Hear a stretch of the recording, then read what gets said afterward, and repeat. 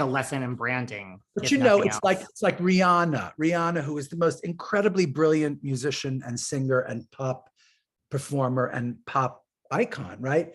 And she was like, you know what? I'm going to make up this makeup and I'm going to call it Fenty and I'm going to do this collection called Savage, blah, blah, blah. And it's amazing shit. You know what I mean? And somehow it's like, wham, right? And that's the way to do it. That's the way to do it, you know? Is there anything Rihanna cannot do in this world? No, I am not sure. There's nothing Rihanna cannot do. To you, who are, you know, as you head into this mini residency at 54 Below, which is major, first of all, I mean, who are your like musical, like if you could do a duet with anyone of today's world? I mean, I know, or of the past, like, you know, like I know we've talked about, so like last time you were here, we talked about like Madonna and Billie Eilish and Britney. I know you covered a lot of them in your past shows, but like if I said just the studio's open, Issac, and someone wants to record with you, who would be one or two? What about Harry Styles? Just because he's so damn cute, right? Harry Styles. And he's so funny and adorable and stylish. I like Harry Styles. What about that?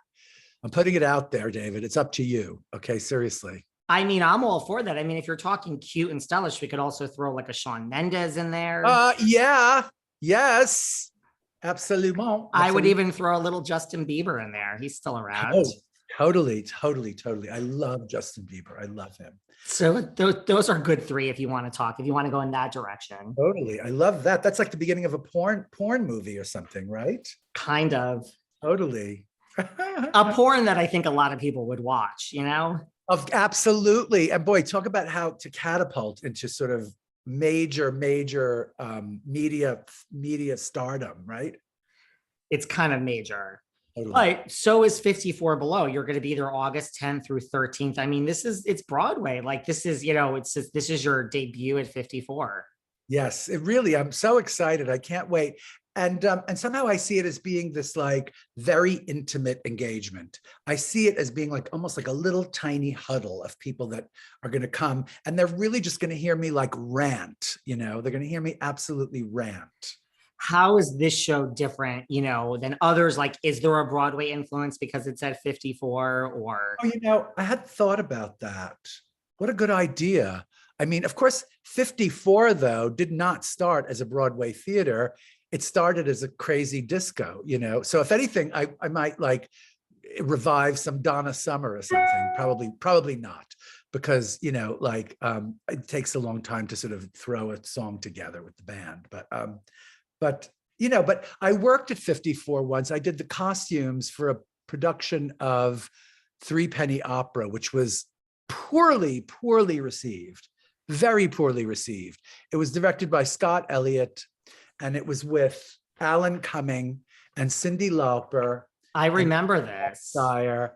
And it was so beautiful. It was so great. And I thought that Scott's whole reimagining of it, and the libretto was by that wonderful actor / writer whose name is escaping me, who I absolutely love. But anyway, it was this great production, and it panned by the press. Well, first of all, people are predisposed to hating anything you do with Three Penny Opera, right? It's like they're just going to hate it, no matter how you try to rethink it or what. They all think that they know what Three Penny Opera is about only, you know what I mean? So all the critics just hating it already. We knew that. Wally Shawn rewrote, you know, did the translation from the German. Okay. Wally Shawn. But anyway, and he's amazing. I love Wally Shawn. It was such a fun thing to do, but it was at the 54, it was at that Broadway house. And that was when people were like, wait, is it 54? You mean Studio 54? It's like, no, it's now a Broadway theater again, you know? But how hilarious, I think, right? That people in those days when I did that show, what was that, like the 90s? And I designed it all sort of goth. All of these goth sort of icons were, you know, sort of doing the Bertolt Brecht. And I thought it was so smart to do it as goth, you know? I thought it was such a smart idea. The critics didn't think so, darling. They did not think so, right? Nellie Mackay was in it. The guy, Madonna's husband, Carlos Leon? Carlos Leon. Lourdes's father? Lourdes's father, yes. Oh. Yeah, he was in it.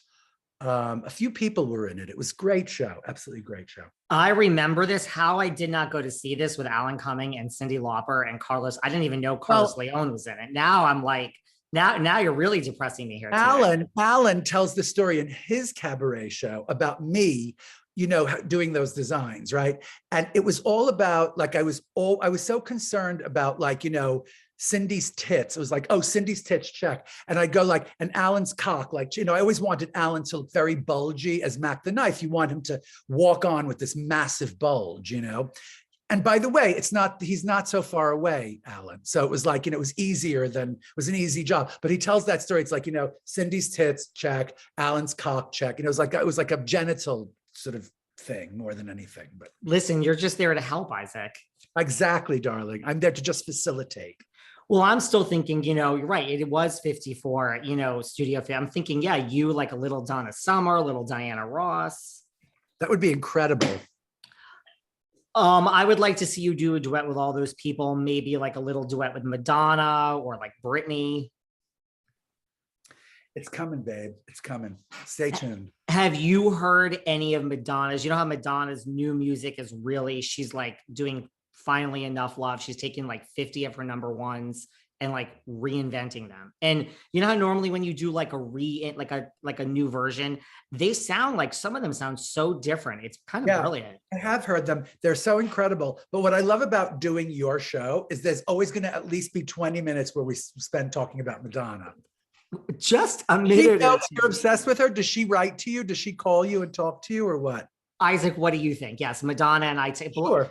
Believe it or not, I had someone from Summer House. I don't know if you watch that show, Summer House. It's this guy. He's really hot. He had this whole story. It's true, like where he's a model and he had this whole 4-year text relationship with Madonna.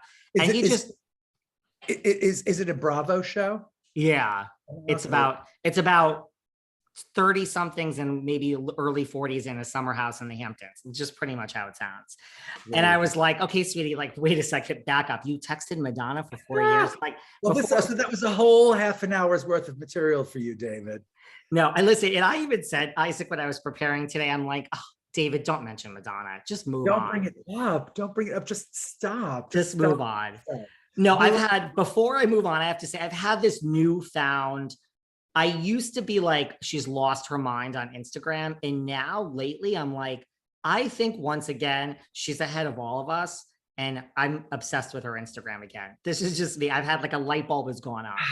Well, go ahead. I mean, you know, I honestly, I think I follow her, but it's not on my biorhythm. So I never see her posts. But I do have this other friend called Eric, who is kind of obsessed with Madonna too. And every once in a while, he'll send me, you know, one of the posts that I missed of Madonna's, which he thinks is outrageous or great or terrible or something, you know, but he's a big fan too.